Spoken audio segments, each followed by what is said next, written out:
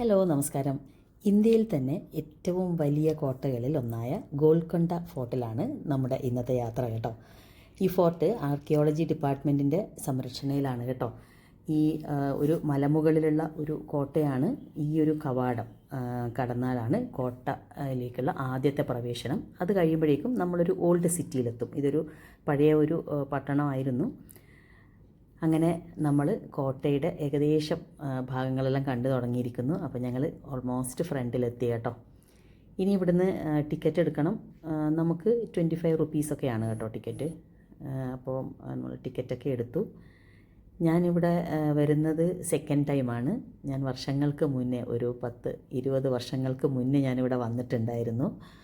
അതിൽ നിന്നും കുറേ വ്യത്യസ്തമായിട്ട് നല്ല രീതിയിലത് മെയിൻറ്റെയിൻ ചെയ്തിട്ടുണ്ടെന്നാണ് എനിക്ക് തോന്നുന്നത് കേട്ടോ. അന്നത്തെ എനിക്ക് ചെറിയൊരു ഓർമ്മയേ ഉള്ളൂ വന്നത്. എന്നാലും ഇതിൻ്റെ മുകളിൽ കയറിയതൊക്കെ നന്നായിട്ട് ഓർക്കുന്നു. ഇപ്പോൾ കാണുമ്പോൾ എനിക്ക് ഭയങ്കര സന്തോഷം തോന്നി. കാരണം നല്ല രീതിയിലത് മെയിൻറ്റെയിൻ ചെയ്തിട്ടുണ്ട്. അത് തന്നെയാണ്. പിന്നെ ഇപ്പോൾ നല്ല ചൂടാണ്. ഇതിൻ്റെ ബെസ്റ്റ് ടൈം എന്ന് പറയുന്നത് ഒരു ബിഫോർ മാർച്ച് വിസിറ്റ് ചെയ്യുന്നതായിരിക്കും. അപ്പോൾ കുറച്ചുകൂടെ നല്ലൊരു പച്ചപ്പും ഹരിതാഭയൊക്കെ നമുക്ക് ഫോർട്ടിൽ കാണാൻ പറ്റും. ഇപ്പോൾ ഞങ്ങൾ വന്നിരിക്കുന്ന ഒരു മാർച്ച് ഒരു ഏപ്രിൽ സമയത്തായതുകൊണ്ട് നല്ല ചൂടാണ്. അപ്പോൾ നമ്മൾ മെയിൻ കവാടത്തിലെത്തിയിരിക്കുന്നു. ഇവിടെ ഒരുപാട് രഹസ്യങ്ങൾ ഒളിഞ്ഞിരിക്കുന്ന ഒരു കോട്ടയും കൂടെയാണ് കേട്ടോ. ഇത് കവാടം കഴിയുമ്പോൾ തന്നെ നമ്മൾ എത്തുന്നത് ഒരു ക്ലാപ്പിംഗ് പോർട്ടിക്കോയിലാണ് കേട്ടോ. ഇവിടെ ക്ലാപ്പ് ചെയ്താൽ മലമുകളിൽ ഇരിക്കുന്ന സൈനികർക്ക് കേൾക്കാൻ പറ്റും. അങ്ങനെ ഇവിടുന്നാണ് യൂഷ്വലി സിഗ്നൽസ് ഒക്കെ കൊടുക്കുന്നതെന്നാണ് പറയപ്പെടുന്നത്. അപ്പോൾ ഇവിടെ എത്തിക്കഴിഞ്ഞാൽ എല്ലാവരും ഒന്ന് ക്ലാപ്പ് ചെയ്ത് നോക്കും. ഒരുപാട് രഹസ്യങ്ങൾ ഒളിഞ്ഞിരിക്കുന്ന ഒരു കോട്ട കൂടെയാണ് ഗോൽക്കൊണ്ട ഫോർട്ട്. ചാർമിനാറിലേക്കുള്ള രഹസ്യ തുരങ്കം ഇവിടെ ഉണ്ടെന്നാണ് പറയപ്പെടുന്നത്. അതുപോലെ തന്നെ ഒരുപാട് രഹസ്യ കോണിപ്പടികളും ഇടനാഴികളും അതൊക്കെ സൈനികർക്ക് ഒളിഞ്ഞിരുന്ന് ആക്രമിക്കാനും സന്ദേശങ്ങൾ കൈമാറാനും ഒക്കെയുള്ള കോണിപ്പടികളൊക്കെയാണ് കേട്ടോ. അങ്ങനെ ഒരുപാട് ഒരു വിസ്മയം തന്നെയാണ് ശരിക്കും ഗോൽക്കൊണ്ട ഫോർട്ട്. ശരിക്കും ഇത് അറിഞ്ഞുകൊണ്ട് തന്നെ നമ്മളിതിൽ യാത്ര ചെയ്യണം. അപ്പോഴാണ് നമുക്കതിൻ്റെ ഒരു ഭംഗി ശരിക്കും ആസ്വദിക്കാൻ പറ്റുന്നത്. മറ്റുള്ള ഓപ്പൺ സ്പേസസ് ഒക്കെ തന്നെയും നല്ല അലങ്കാര ചെടികളൊക്കെ വെച്ച് നല്ല ഭംഗിയാക്കിയിട്ടുണ്ട് കേട്ടോ. ഞങ്ങൾ കയറുമ്പോൾ തന്നെ കാണുന്ന ഈ 3 സ്റ്റോറേഡ് ആയിട്ടുള്ള ഒരു സ്പേസ് എന്ന് പറയുന്നത് ഇത് ആയുധപുരയാണ് ആക്ച്വലി. അതായത് ചെറിയ ചെറിയ റൂംസാണത്. അതിനകത്തൊക്കെ ആയുധങ്ങളൊക്കെ ശേഖരിച്ച് വെച്ചിരിക്കുന്ന സ്ഥലം കൂടെയാണ്. അതുപോലെ തന്നെ നടപ്പാതകളൊക്കെ ആണെങ്കിലും നല്ല രീതിയിൽ മെയിൻറ്റെയിൻ ചെയ്തിട്ടുണ്ട്. 13-ാം നൂറ്റാണ്ടിൽ കാകതീയ രാജവംശമാണ് ഈ കോട്ട മണ്ണുകൊണ്ട് നിർമ്മിച്ചത്. ഈ കോട്ട മുകളിൽ നിന്നും താഴേക്ക് നിർമ്മിച്ച ഒരു കോട്ടയാണ് കേട്ടോ. ഇതിൻ്റെ ഈ ഗോൽക്കൊണ്ട എന്ന് പറയുമ്പോൾ തന്നെ ഷെപ്പേർഡ്സ് ഹിൽ എന്നാണ് ഇതിനെ അറിയപ്പെടുന്നത്. അതാണ് അതിൻ്റെ തെലുഗു ലിറ്ററൽ മീനിങ് എന്ന് പറയുന്നത് കേട്ടോ. പിന്നീട് ഈ രാജവംശം പിന്നീടത് മാറി കുത്തുബ് ഷാഹി ഭരണാധികാരികളുടെ കീഴിലും വിപുലമായ ഒരു രാജധാനിയായിട്ട് മാറുകയാണ് ഉണ്ടായത്. കോട്ട മുഴുവൻ നിർമ്മിച്ചിരിക്കുന്നത് ഗ്രാനൈറ്റ് കൊണ്ടാണ്. അതിഭീകരം ഗംഭീരമായിട്ടുള്ള നിർമ്മിതിയാണ് കേട്ടോ. നമുക്കതിൽ കൂടെ നടന്നു പോകുമ്പോൾ നമുക്കത് ശരിക്കും അങ്ങോട്ട് ഫീൽ ചെയ്യും. പല ഭാഗങ്ങളും നശിപ്പിക്കപ്പെട്ടിട്ടുണ്ട്. ഔറംഗസേബിൻ്റെ ആ ഒരു കോട്ട പിടിച്ചടക്കാനുള്ള ഇതിൽ പലതും നശിപ്പിക്കപ്പെട്ടിട്ടുണ്ട് കേട്ടോ. 8 മാസത്തോളം ആക്രമിച്ചിട്ട് റാണി മഹലും മറ്റും കംപ്ലീറ്റ്ലി അത് ഡിസ്ട്രോയിഡ് ആയിട്ടുള്ള ഒരു കണ്ടീഷനിലാണ്. ഇവിടെയൊക്കെ പലതും പാച്ച് വർക്ക് ചെയ്തിട്ടുമുണ്ട് ചില ഭാഗങ്ങളിലൊക്കെ. ഇപ്പം നമ്മളിപ്പോൾ കടന്നു വന്ന സ്ഥലമുണ്ടല്ലോ, അവിടെ നിന്ന് ഈ ശബ്ദം പുറപ്പെടുവിക്കുമ്പോൾ അതിൻ്റെ മൾട്ടിപ്പിൾ ടൈംസ് അത് നമുക്ക് ഒരു ഉച്ചത്തിൽ കേൾക്കാൻ പറ്റും. ഈ ഇപ്പോൾ കാണിച്ച സ്ഥലമാണ്. ഇവിടെയാണ് മെയിനായിട്ടുള്ള ലൈറ്റ് ആൻഡ് സൗണ്ട് ഷോ ഒക്കെ വരുന്നത്. ഇത് ഒരു ബാത്ത് ടബാണ് കേട്ടോ. അതിലിപ്പോഴും hot water and cold water വരാനുള്ള പൈപ്പ് കണക്ഷനും കാര്യങ്ങളൊക്കെ ഉണ്ട്. മഴക്കാലത്ത് പിന്നെ അവിടെ വെള്ളം നിറയുന്നതാണ് മാത്രമാണ്. ഇതാണ് റാണിയുടെ അവിടെയുള്ള രാജ്ഞിമാരുടെയൊക്കെ മേക്കപ്പ് റൂംസ് ആണെന്നാണ് പറയപ്പെടുന്നത് കേട്ടോ. ഇവിടെ കുറേ ഇങ്ങനെ മേക്കപ്പ് ഇങ്ങനെയുള്ള സാധനങ്ങളൊക്കെ അടുക്കി വെക്കാനുള്ള ചെറിയ ചെറിയ സ്പേസസ് ഒക്കെ കാണാം.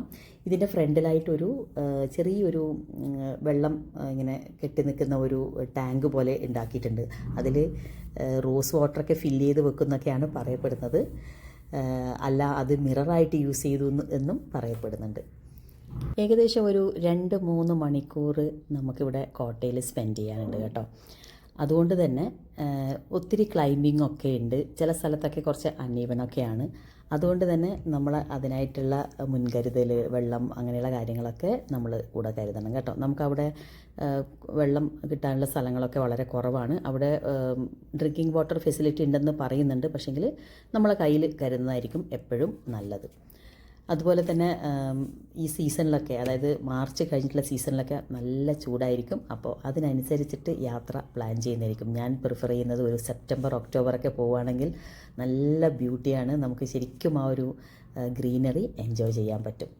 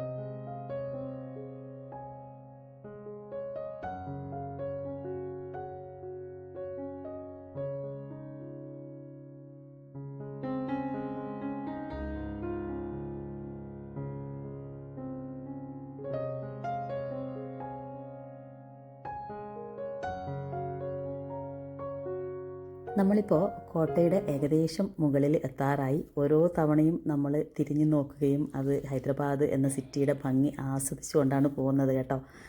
അപ്പോൾ ഇനി നമ്മൾ പോകുന്നത് കോട്ടയുടെ ഒരു സുപ്രധാന ഭാഗത്താണ്. ഗോൽക്കൊണ്ട എന്ന ഈ ചരിത്ര വിസ്മയത്തിന് തുടക്കം ഇവിടെ നിന്നാണെന്ന് തന്നെ പറയാം. ഇതാണ് ജഗദംബ ടെമ്പിൾ. പുരാതന കാലത്ത് ഈ പ്രദേശത്ത് ഒരു ദൈവവിഗ്രഹം കണ്ടെത്തുകയും പിന്നെ ആ പ്രദേശം ഒരു പവിത്ര ഭൂമിയായി കണക്കാക്കപ്പെടുകയും ചെയ്തു. അങ്ങനെയാണ് കാകതീയ രാജാക്കന്മാർ ഇവിടെ ആദ്യത്തെ കോട്ട മണ്ണുകൊണ്ട് നിർമ്മിക്കുന്നത്. ഇവിടെ പൂജയും കാര്യങ്ങളൊക്കെ ചെയ്യുന്ന ഒരു സ്ഥലം കൂടിയാണ് കേട്ടോ. ഹൈദരാബാദിലെ ഒരു പ്രധാനപ്പെട്ട പ്രാദേശികമായിട്ടുള്ളൊരു ഉത്സവമാണ് ബൊണാലു. ഇവിടെ ബൊണാലു അതിഗംഭീരമായിട്ട് ആഘോഷിക്കാറുണ്ട്. അന്ന് ഇവിടെ പ്രവേശന ഫീസും കാര്യങ്ങളും ഒന്നും തന്നെ ഇല്ല. കോട്ടയുടെ ഈ വളരെ ഉയർന്ന ഭാഗത്തിലാണ് ഈ ഒരു ക്ഷേത്രം സ്ഥിതി ചെയ്യുന്നത്. അതുകൊണ്ട് തന്നെ ഇതിൻ്റെ ചുറ്റും നമുക്ക് കാണാം വലിയ പാറകൾ കൊണ്ടുള്ള മതിലുകൾ വെച്ചിട്ടാണ് അതിൻ്റെ ഒരു എന്താ പറയുക, അതിൻ്റെ ഒരു ബൗണ്ടറി തന്നെ നിർമ്മിച്ചിരിക്കുന്നത്. ഭയങ്കര നല്ലൊരു പീസ്ഫുൾ ആംബിയൻസ് ആണ് കേട്ടോ അവിടെ നമുക്ക് പോകുമ്പോഴേ കിട്ടുന്നത്. പിന്നീട് കുത്തുബ് ഷാഹി ഭരണകാലത്തും ഈ വിശ്വാസത്തിൻ്റെ അടയാളങ്ങൾ നിലനിന്നിരുന്നു. മതസൗഹാർദ്ദത്തിൻ്റെ ജീവിക്കുന്ന ഒരു ഉദാഹരണം കൂടിയാണ് ഗോൽക്കൊണ്ട ഫോർട്ടിലുള്ള നമ്മുടെ ഈ ജഗദംബ ടെമ്പിൾ.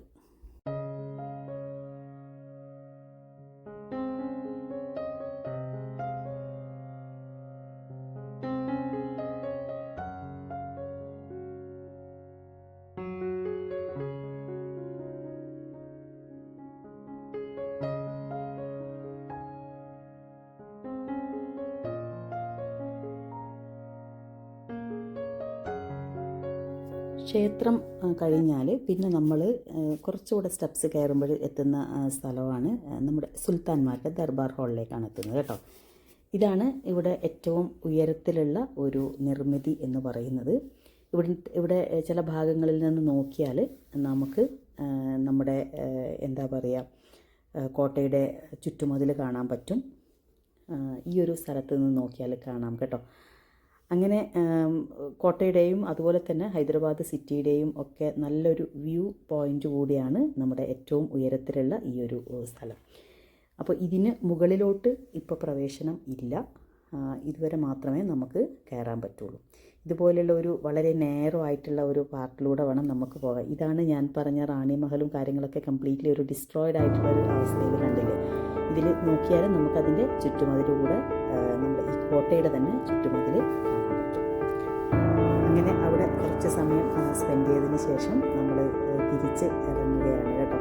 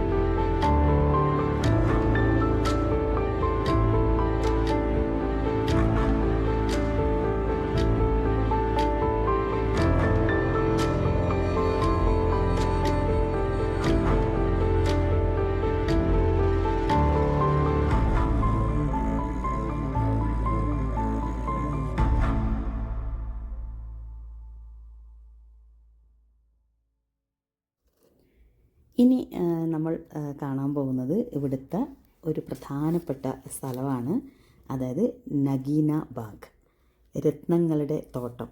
കോഹിനൂർ ഉൾപ്പെടെയുള്ള ലോകപ്രശസ്ത വജ്രങ്ങൾ കൈമാറ്റം ചെയ്യപ്പെട്ട ഒരിടം എന്ന പ്രാധാന്യം കൂടെ ഈ സ്ഥലത്തിനുണ്ട്. ഇവിടെ നമുക്ക് കാണാം പല പ്ലോട്ടായിട്ട് അതിനിടയിൽ ഇങ്ങനെ വഴികളായിട്ടുള്ള ചെറിയൊരു സ്ഥലത്താണ് മെയിനായിട്ടുള്ള രത്ന വജ്ര വ്യാപാരങ്ങൾ നടന്നത് എന്ന് പറയപ്പെടുന്നു. രാജകീയ വിരുന്നുകൾക്കും ആഘോഷങ്ങൾക്കും ഒക്കെ ആയിട്ട് ഈ തോട്ടം ഉപയോഗിച്ചിരുന്നു. ഇപ്പോൾ കാണുമ്പോഴിങ്ങനെയാണെങ്കിലും അന്ന് അതിന് ഒരുപാട് പ്രാധാന്യമുള്ള ഒരു സ്ഥലമായിരുന്നു കേട്ടോ.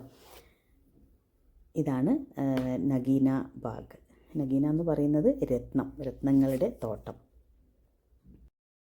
നഗീന ബാഗിനോട് ചേർന്ന് കാണുന്നതാണ് ഹബ്ഷി കമാനങ്ങൾ. കുത്തുബ് ഷാഹി രാജാക്കന്മാരുടെ കാലത്ത് അവരുടെ വിശ്വസ്തരായ ആഫ്രിക്കൻ അംഗരക്ഷകർ അല്ലെങ്കിൽ സൈനികർ കാവൽ നിന്നിരുന്നത് ഈ കമാനങ്ങൾക്ക് സമീപമായിട്ടാണ്. രാജകീയ ഘോഷയാത്രകൾക്കും ഉപയോഗിച്ചിരുന്നത് ഇതേ വഴി തന്നെയായിരുന്നു. നമ്മുടെ ഗോൽക്കൊണ്ട ഫോർട്ടിൽ അതിമനോഹരമായിട്ടുള്ള ഒരു സ്ഥലം കൂടിയാണിത്. ഒരുപാട് photoshoot, pre wedding, post wedding ആയിട്ടുള്ള ഒരുപാട് ഷൂട്ടിംഗ് ഒക്കെ നടക്കുന്ന സ്ഥലം കൂടിയാണ്. ഒരുപാട് ചരിത്രം പറയാനുള്ള, നിർമ്മിതി കൊണ്ട് നമ്മൾ ഒരുപാട് വിസ്മയിപ്പിക്കുന്ന, നമുക്ക് നല്ലൊരു ട്രക്കിംഗ് എക്സ്പീരിയൻസ് കൂടെ തരുന്ന ഈ ഗോൽക്കൊണ്ട ഫോർട്ട് ഒരു മസ്റ്റ് വിസിറ്റാണ് കേട്ടോ. അപ്പോൾ ഗോൽക്കൊണ്ടയുടെ വിശേഷങ്ങൾ ഇത്രയൊക്കെ തന്നെയാണ്. ഇനിയിപ്പം നമ്മൾ പുറമേക്കുള്ള വഴിയാണ് കേട്ടോ. അപ്പോൾ അത് ഞാൻ ലാസ്റ്റ് ടുവേർഡ്സ് എൻഡിൽ എത്തിയിരിക്കുന്നു. ഇനി നമ്മൾ എക്സിറ്റിലോട്ട് പോവുകയാണ്. അപ്പോൾ ഇത്രയൊക്കെയാണ് നമ്മുടെ ഗോൽക്കൊണ്ടയിലെ വിശേഷങ്ങൾ. ഇവിടുത്തെ ലൈറ്റ് ആൻഡ് സൗണ്ട് ഷോ ഒക്കെ ഈവനിങ് ആണ്. അപ്പോൾ ഞങ്ങൾ ആ ഒരു സമയത്തേക്ക് നിൽക്കുന്നില്ല. അപ്പോൾ നമ്മളിപ്പോൾ ഗോൽക്കൊണ്ടയിൽ നിന്ന് ഇറങ്ങുവാണ് കേട്ടോ. ഇനി നമുക്ക് ഹൈദരാബാദിൽ കുറച്ചുകൂടെ കാര്യങ്ങൾ ചെയ്യാനുണ്ട്. അപ്പോൾ ഒരു നോസ്റ്റാൾജിക്കാണ് ഈ ഒരു ഹൈദരാബാദ് ട്രിപ്പ് എന്ന് പറയുന്നത്. മേ ബി ഒരു 20 years ബാക്ക് അവിടെ ഉണ്ടായിരുന്നതാണ്. അപ്പോൾ അതിനുശേഷം വീണ്ടും ഹൈദരാബാദിൽ ഒരു വിസിറ്റ് വേണമെന്ന് ഒത്തിരി നാളുകൊണ്ട് ആഗ്രഹിക്കുന്നിരുന്നു. അപ്പോൾ അങ്ങനെ നമ്മൾ പോയതും അവിടെ ഒരുപാട് നമ്മൾ സ്പെൻഡ് ചെയ്തായിട്ടുള്ള കുറേ സ്ഥലങ്ങളിലൂടെ ഒന്ന് പോകാമെന്ന് വിചാരിച്ചു. അപ്പോൾ സെക്കൻഡറാബാദിലോട്ടാണ് നമ്മൾ ഇപ്പോൾ പോകുന്നത്.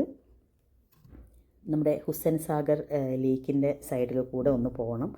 അവിടെ എന്തായാലും ഇറങ്ങാനും ലേക്കിലോട്ടുള്ള യാത്രയൊന്നും നടക്കും തോന്നുന്നില്ല. അതുകൊണ്ട് തന്നെ ജസ്റ്റ് അതിൽ കൂടെ ഒന്ന് ഡ്രൈവ് ചെയ്ത് പോകണം.